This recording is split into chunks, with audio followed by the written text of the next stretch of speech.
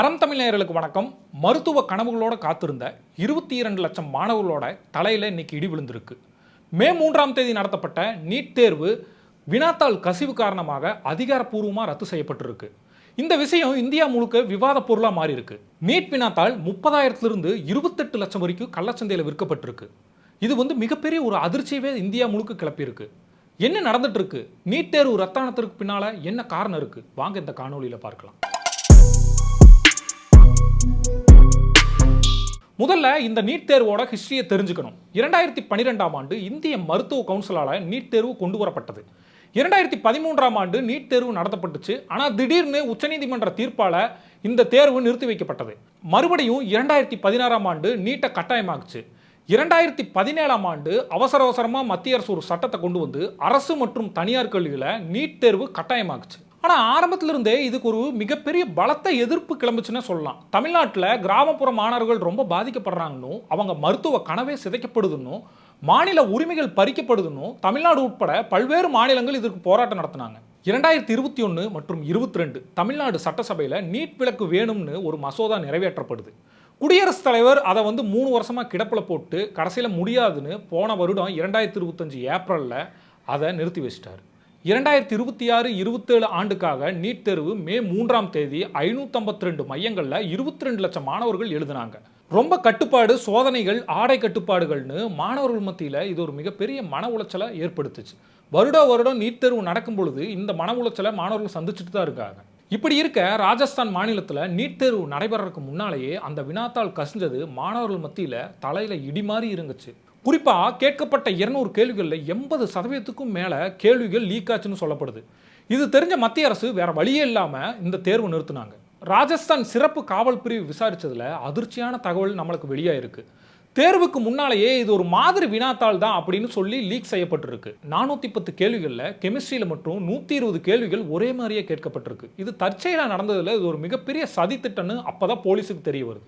இந்த ஊழல் மகாராஷ்டிராவோட நாசிக்கில் தொடங்கி ராஜஸ்தானில் சிகார் வழியாக நடந்திருக்குன்னு சொல்கிறாங்க. இந்த வினாத்தாள் டெலிகிராம், வாட்ஸ்அப் இன்னும் பல்வேறு சர்வர்களில் பகிரப்பட்டதாகவும் சொல்லப்படுது. ஒரு வினாத்தாளோட விலை கிட்டத்தட்ட 30,000 28 லட்சம் வரைக்கும் கள்ளச்சந்தையில் விற்கப்பட்டிருக்கு. இதில் முக்கிய புள்ளிகளான சுபம் கைனர் போன்றவர்கள் கைது செய்யப்பட்டிருக்காங்க. நீட் தேர்வோட முறைகேடுங்கிறது இன்னைக்கு நடந்ததில்லை, இதற்கு முன்னால் பல முறை நடந்திருக்கு. 2016 நீட் தேர்வோட வினாத்தாள் கசிஞ்சப்ப மத்திய அரசு இதை நிறுத்தி வைக்கல. 2017ஆம் ஆண்டு மிகப்பெரிய ஆள்மாறாட்டம் நடந்தப்ப கூட இதை நிறுத்தி வைக்கல. 2022 சிபிஐ விசாரணையில் மிகப்பெரிய ஆள்மாறாட்ட கும்பலே கைது பண்ணாங்க மத்திய அரசு. அது மட்டும் இல்லாமல் 2022 ஜார்க்கண்ட்லேயும் இந்த பிரச்சனை நடக்கும் பொழுது கூட தேர்வை ரத்து பண்ணாமல் இருந்தாங்க. இதையெல்லாம் தாண்டி தமிழ்நாட்டு மாணவர்கள் வருடம் வேறு மாநிலங்களுக்கு சென்று தேர்வு எழுதுகிற கொடுமை வருஷம் நடந்துட்டு தான் இருக்கு. இந்த விவகாரத்தில் இப்போ மாணவர்கள் டெல்லியிலிருந்து தமிழ்நாடு வரைக்கும் ஒரு மிகப்பெரிய போராட்டத்தை நடத்தி வர்றாங்க. மக்களவை எதிர்க்கட்சி தலைவர் ராகுல் காந்தி இது நீட் தேர்வா இல்லை ஏலமான்னு கடுமையாக கண்டனத்தை தெரிவிச்சிருக்காரு. இப்போ என்டி என்ன சொல்லியிருக்காங்கன்னா, நீட் மறுதேர்வு ஜூன் 21ஆம் தேதி நடத்தப்படும்னு எக்ஸ் வலைதளத்தில் சொல்லியிருக்காங்க. பீஸ் நீங்கள் எது கட்ட தேவையில்லை அப்படின்னு சொல்லியிருக்காங்க. ஆனால் 22 லட்சம் மாணவர்கள் இரவு பகலாக படித்தது என்ன ஆச்சு? அது மட்டும் இல்லாமல் மாநிலங்கள் கடந்து பெற்றோர்கள் இவங்களை கூட்டிகிட்டு போன பயணச்செலவும் இனி மறுபடியும் படிக்கணுமாங்கிற ஒரு மன உளைச்சலும் தான் இங்கே மாணவர்கள் மத்தியில் எழுது. கடைசியாக ஒரு முக்கியமான விஷயம் என்னென்னா, மத்திய கல்வித்துறை அமைச்சர் தர்மேந்திர பிரதான் இனி ஆன்லைனில் தான் இந்த நீட் தேர்வு நடத்தப்படும், ஓஎம்ஆர் சேஃப்டி கிடையாது, அடுத்த வருடத்துலேருந்து கம்ப்யூட்டர் மூலிமா நடத்தலாம் அப்படின்னு சொல்லப்படுது. ஆனால் இதுவும் விமர்சனக்குரியதாகவே இருக்குது. காரணம், தேர்வுக்கு வெளியிருந்து ரிமோட் ஆக்சஸ் மூலமா இந்த கணினியை ஆப்ரேட் பண்ணலாம்னு கணினி முன்னால் உட்காந்துருக்கிற ஒரு கொஸ்டின் அழுத்தினாலும் வெளியிருந்து ஒருத்தங்க ஆக்சஸ் பண்ணலாம் அப்படின்னு பல்வேறு விமர்சனங்கள் எழுது. பொதுவாக நீட் தேர்வு கேள்விகள் சிபிஎஸ்இ ஸ்கூலில் இருக்க என்சிஆர் சிலபஸ்லேருந்து தான் எடுக்கப்படுது. இதனால் சிபிஎஸ்இ மாணவர்கள் எளிதாக இந்த நீட் தேர்வை அணுகிறாங்க. ஸ்டேட் போர்டு மாணவர்களால் அது முடியறதில்லை. அது மட்டும் இல்லாமல் எல்லா மாணவர்களும் இன்னைக்கு சிபிஎஸ்இ பள்ளியை நோக்கி நகரத் தொடங்குறதாகவும், சமமின்மை இங்கே மாணவர்களுக்குரிய ஒரு சமமின்மை நிலவுறதாகவும் சொல்லப்படுது. இப்படி நீட் தேர்வில் நிலவர பல்வேறு குழப்பங்கள் மாணவர்களோட மருத்துவ கனவையே சிதைக்குது. அது மட்டும் இல்லாமல் அவங்கள மன உளைச்சலுக்கு ஆளாக்குதுன்னு கூட சொல்லலாம். ஒவ்வொரு முறையும் நீட் தேர்வில் ஒரு பிரச்சனை வரும்பொழுது அதை ஸ்கிப் பண்ணிட்டு மத்திய அரசு அடுத்தடுத்த கட்டத்துக்கு தான் போகிறாங்க.